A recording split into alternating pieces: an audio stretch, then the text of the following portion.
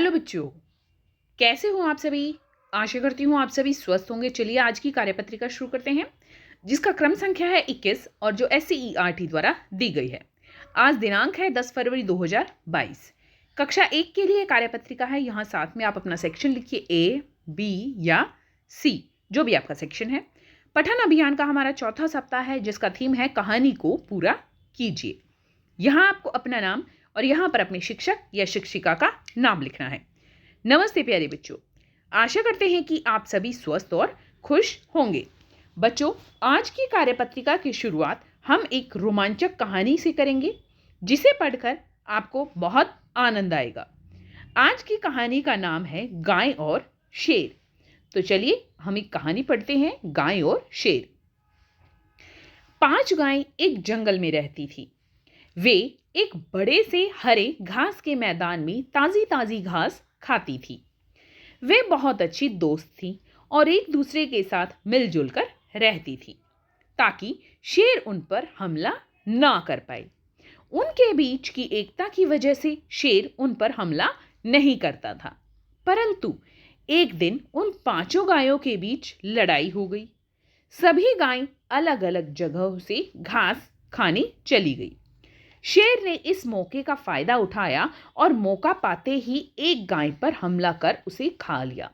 तो देखा आपने क्या हुआ कहानी में। 5 गायें बहुत अच्छी दोस्त थी, एक साथ वो क्या करती थी, घास खाती थी, मिलजुल कर रहती थी, वो एक साथ रहती थी। तो इसी वजह से शेर उन पर हमला नहीं कर पाता था। एक दिन उनकी लड़ाई हुई और 5 गायें अलग अलग जगहों पर घास खाने चली गई और शेर ने इसी मौके का फायदा उठाया और एक गाय पर हमला कर उसे खा लिया। प्रश्न 1 है, बच्चों आपने इस कहानी से क्या सीखा? अपने विचार अपने अध्यापक या अध्यापिका को बोलकर बताइए। तो यहाँ पर आपको ध्यान रखना है, आपको बोलकर बताने हैं, लिखना नहीं है। बोलकर कैसे? जैसे आपने इस कहानी से क्या सीखा, मैं आपको बता देती हूँ किस तरह से आपको बोलकर अपने अध्यापक या अध्यापिका को ऑडियो मैसेज से भेजना है कि आपको इस कहानी से क्या सीखा आपने।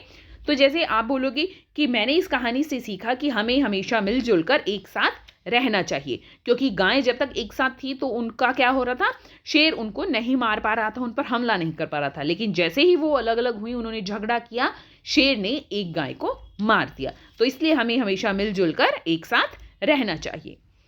अगला प्रश्न है, जंगल में रहने वाले जानवरों के नाम अपनी कॉपी में लिखिए। अब यहां पर आपको ये नाम अपनी कॉपी में लिखने हैं।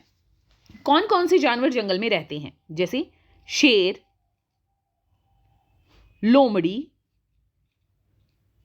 शेर, लोमड़ी, हाथी, शेर, लोमड़ी, हाथी, चीता, भेड़िया, खरगोश।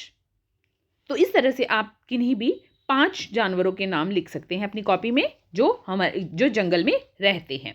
शेर, लोमड़ी, हाथी, चीता, बंदर भी लिख सकते हैं, जिराफ लिख सकते हैं, भेड़िया लिख सकते हैं, गीदड़ लिख सकते हैं। तो कोई भी 5 जानवरों के नाम लिख दीजिए। आप लिखिए जो जंगल में रहते हैं, किन्हीं 5 जानवरों के नाम अपनी कॉपी में लिखने हैं। आओ बातचीत करें। प्यारे बच्चों, साथ दिए गए चित्र को ध्यान से देखिए। आपको क्या लगता है कि चित्र में दिख रहे बच्चे एक दूसरे से क्या बातें कर रहे होंगे? अनुमान लगाकर उनके संवाद या बातचीत को ऊंची आवाज में बोलिए और अपने अध्यापक या अध्यापिका को बताइए। तो देखिए यहाँ पर आप इस चित्र को देखिए।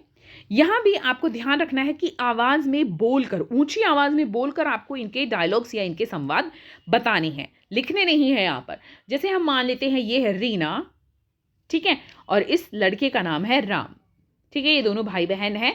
तो रीना कहती है, धन्यवाद राम, तुमने मेरी मदद की। किसमें मदद की? कपड़े सुखाने में।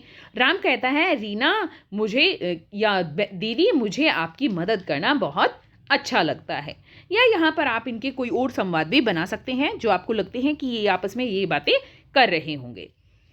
अभिभावकों के लिए सुझाव है, बच्चों को समझाइए कि एकता में ही ताकत है, इसलिए हम सभी को मिलजुल कर रहना चाहिए। आज का कोविड का मैसेज है, हमें अपने हाथों को साबुन व पानी से नियमित रूप से धोना चाहिए, तभी हम कोविड से सुरक्षित रह सकते हैं।